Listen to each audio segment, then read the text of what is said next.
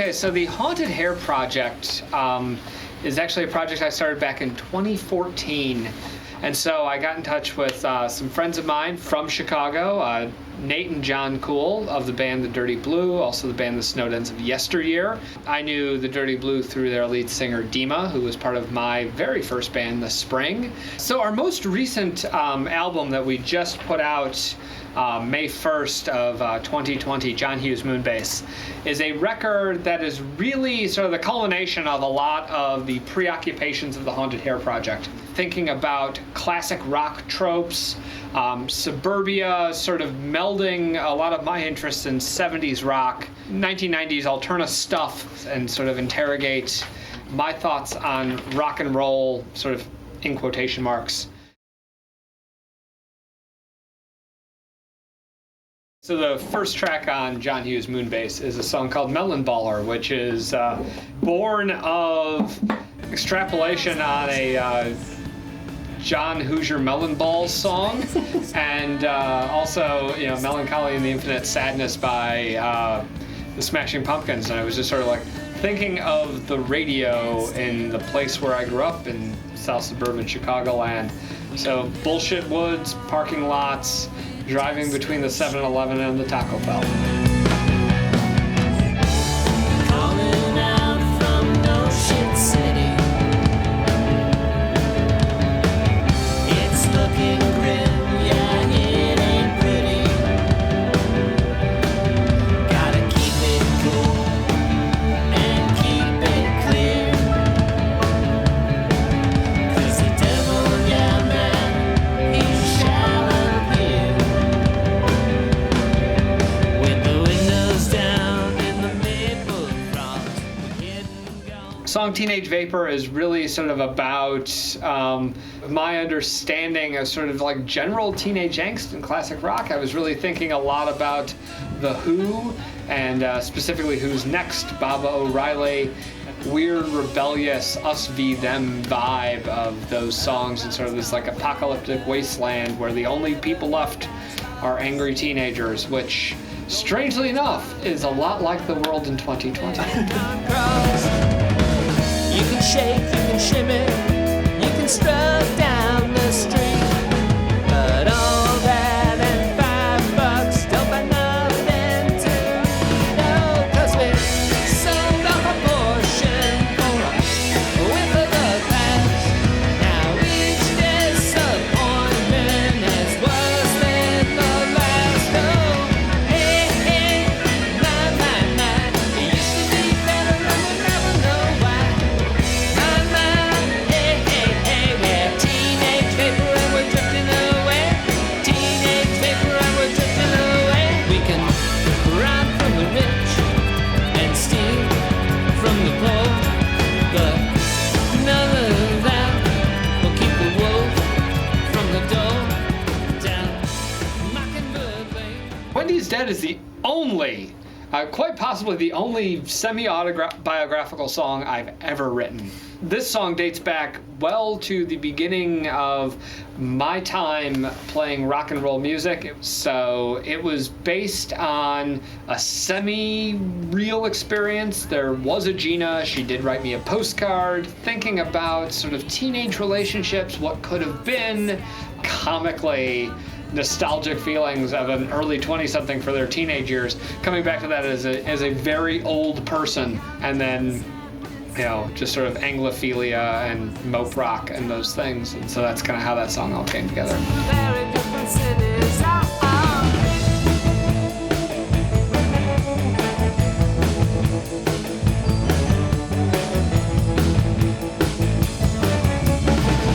forgot about Gina till she sent me a lonely postcard, and I thought it warmed me up the time we played literature gone, and I got stoned on headache pills, and I drank a fifth of gin.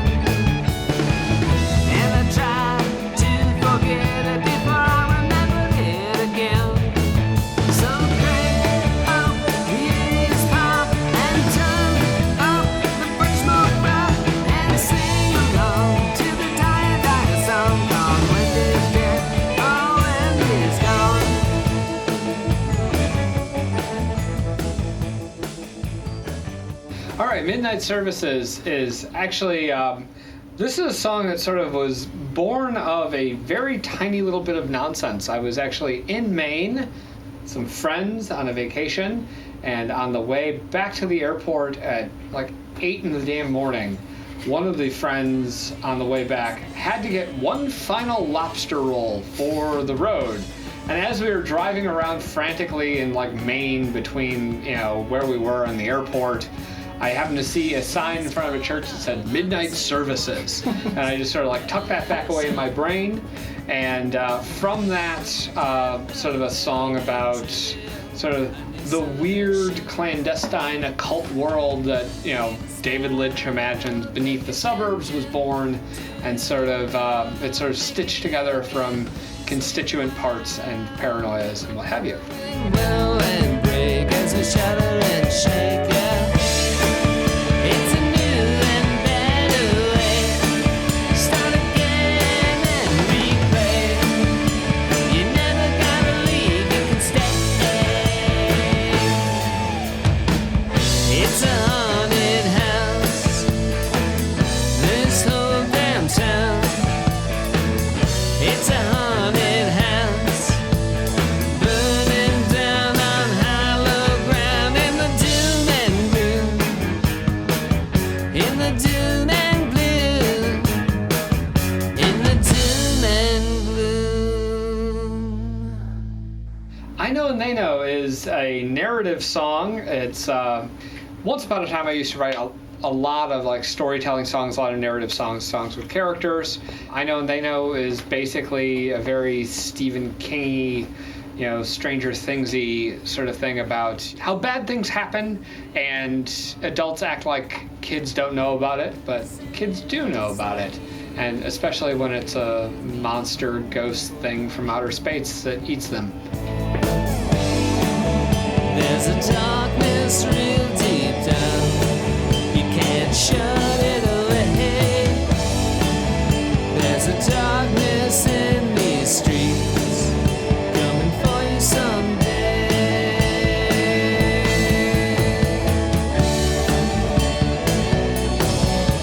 They know, they know, they know, they know.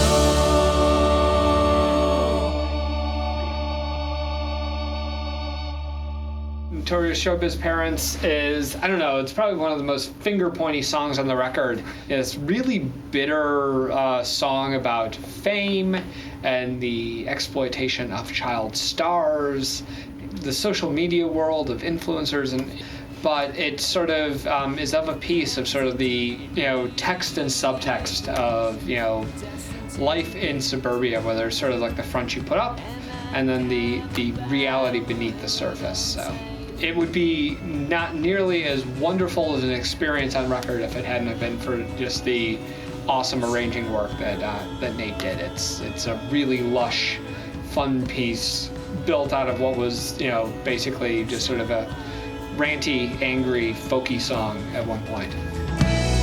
Heart attacks in the back of pink Cadillacs, cocaine velvet and gold, making a name, gotta leverage the fame before she gets crazy or old.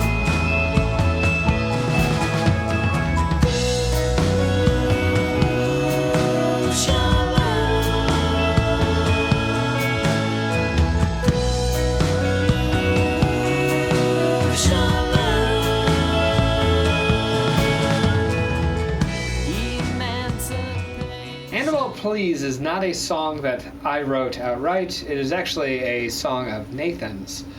So he had sort of scratch lyrics, had all of the melody, all the arrangement, everything put together, and he had pitched it to me because it was this really lush, really romantic, over-the-top thing, and he felt a little bit weird about being earnest about that. and sort of teed it up as, hey, could you do something like Eleanor G? Something where we can sort of, take the edge off through a little bit of irony. And I thought, yeah, that's great. And I was actually driving down, I think it was Harlem Avenue, and I actually saw a bridal shop called Annabelle. And I was like, oh, man, I like that name. I should go for it. And then through a process of alchemy and theft, I, borrowed some things from here, there, everywhere, nod to Edgar Allan Poe, and sort of put together my attempt at lyrics for Annabelle Please, which were romantic and overwrought, but had a little bit of a wink and a nudge so that we could get it across. Sail straight through midnight and onto Avalon. We got each other now and forever. We got each other, just you and me. Annabelle, please set sail with me. Cross wide whatever on a love-drunk sea. Annabelle, please set sail with me. Cross wide whatever on a love-drunk sea. Coffee Black Forever is the second oldest song on this record. There was actually a version of this song, probably on another title, that we attempted all the way back for the very first Haunted Hare studio record, Sherwood Court. It didn't quite land.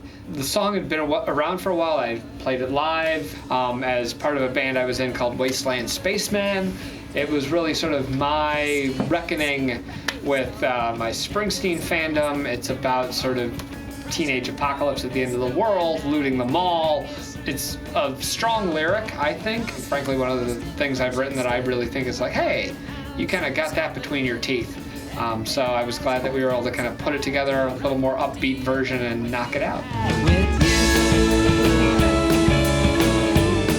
forever with you,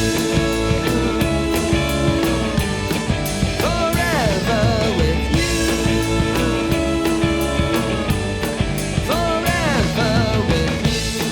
Don't you ever now, don't you ever take me down somewhere in the void of space. 'Cause on the line, it's on the race, and in the wild of time, it ain't bad, yeah, it's sublime. Ooh, by the light of night, we can make it through, it'll be alright. Honey, just say my name. Whoa-oh. Everyone playing the at-home game probably definitely remembers Teenage Audrey off the very first Haunted Hare record, which is Sherwood Court, again, for all of you who want to give me money. On that song, Teenage Audrey, there's a line about Vampire Mile, which is a place in every town where it's just sort of, weird shit happens. And this was going back to that place to see what the kids in cheap leather coats were up to. So it's off with your head. Look you up and drain you. Go along or go screw. Everybody all the time, all they ever do is hang around.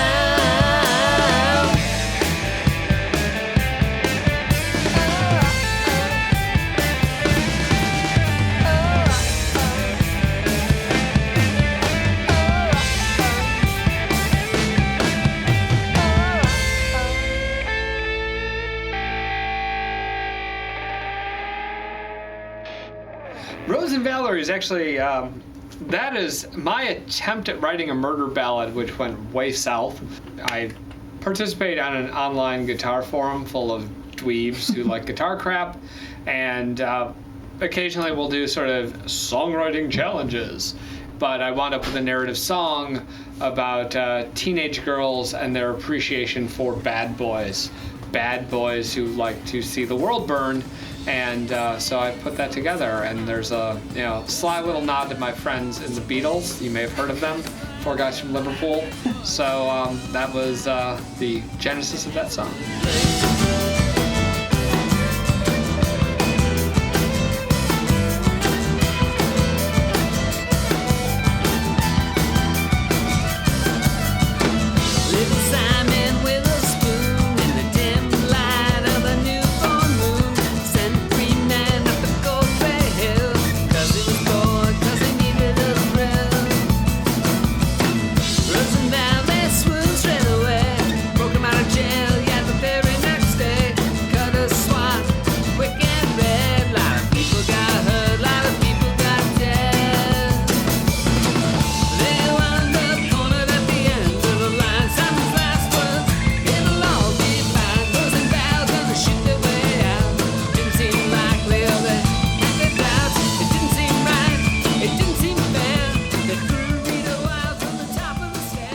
Seafoam Black is sort of a companion piece to Teenage Vapor.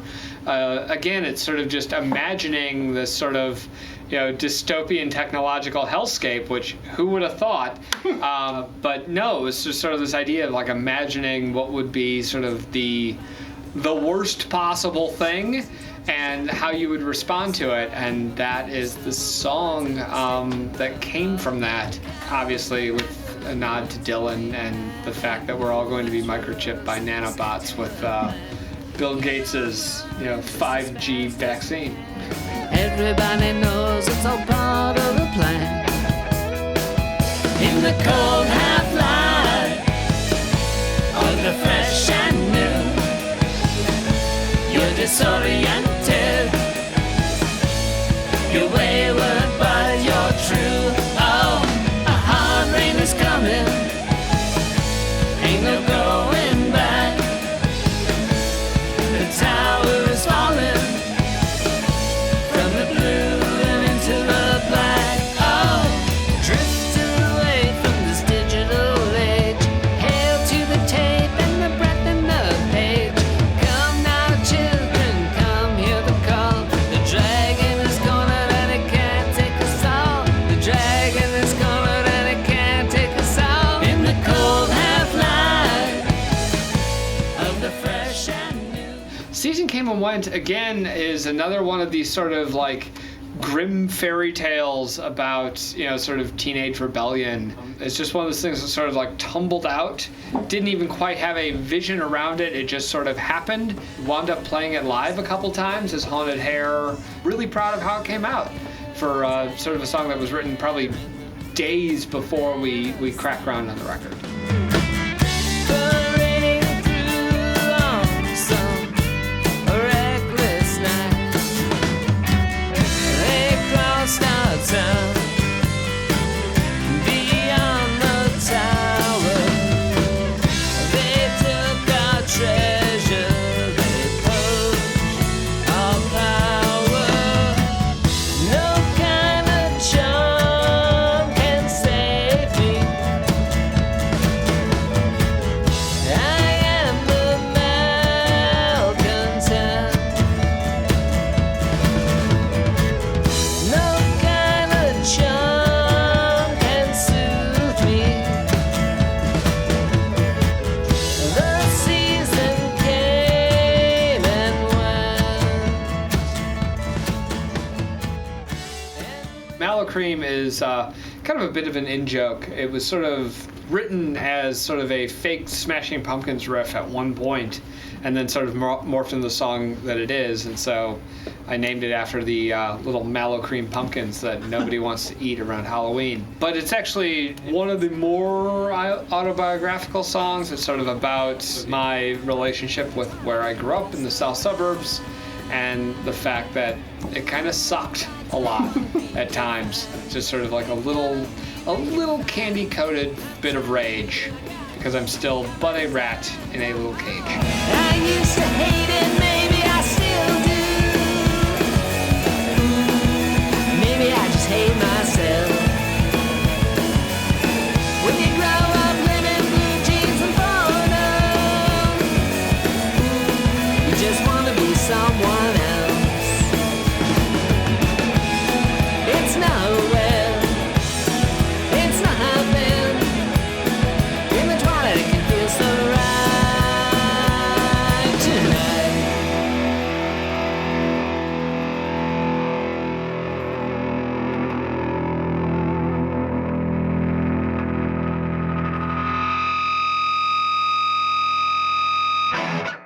last song, the secret track on the record, is The Actual Worst, which is actually a song I wrote some weird day in January in 2017, when it seems like things were the actual worst, and yet here we are in 2020.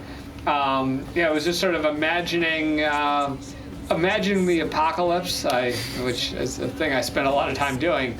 What you can do about it, how you can reframe the apocalypse to be something not terrible, because it's always terrible.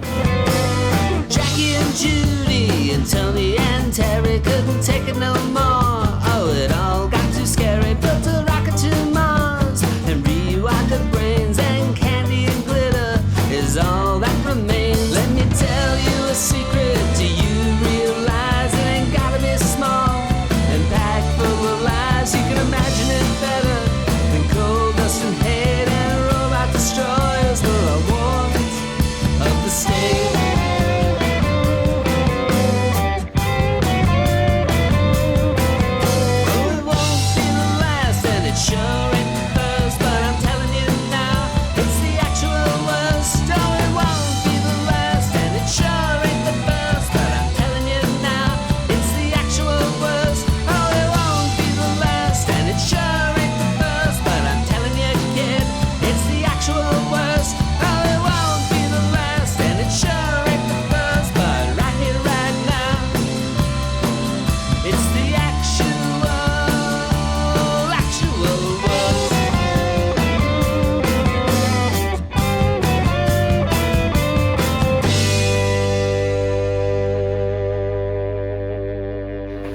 Honestly, it seems like the record took 27 years to make. But I think we were working on this record for about 2.5, 3 years almost.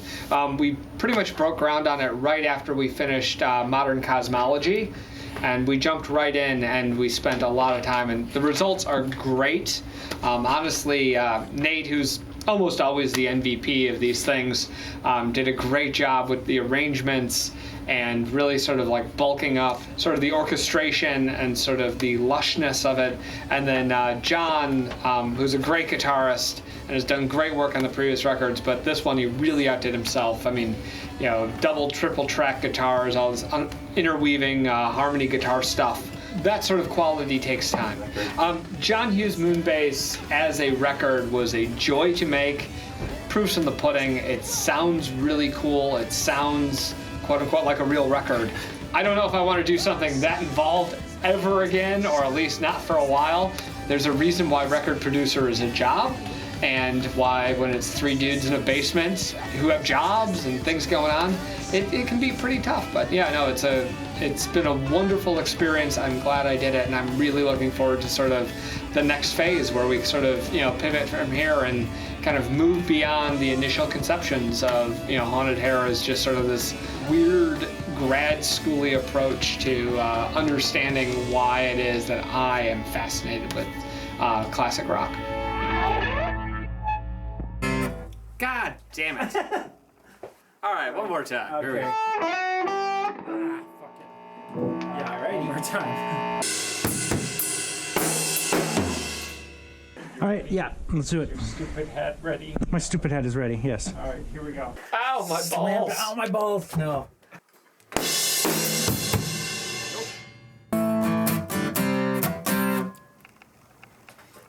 We can. I have to fuck it up. It's just yeah. Don't fall, you fuck.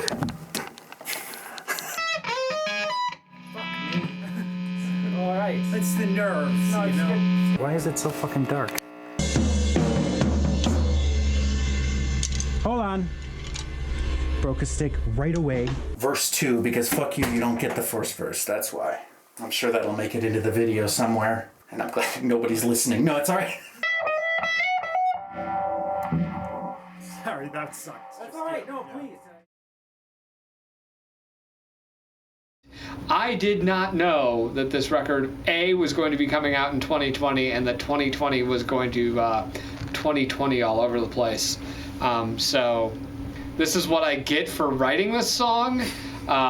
Do you think you called that into existence by writing the song? In some of my more paranoid moments, I do suspect that I may have actually done this. There's a home-recorded Haunted Hare record called Wormwood that was actually written throughout the course of 2016 that was basically trying to write about all the conspiracy theories. I finished it a week after the presidential election. It was a bit of a mind fuck, and here we are. I'm sorry. I'm not liable for any of this in a court of law. Well, it was worth it for the album. Please send any of your concerns or complaints to Nathan Kuhl at 888 Kuhl Street in Calumet City, Illinois.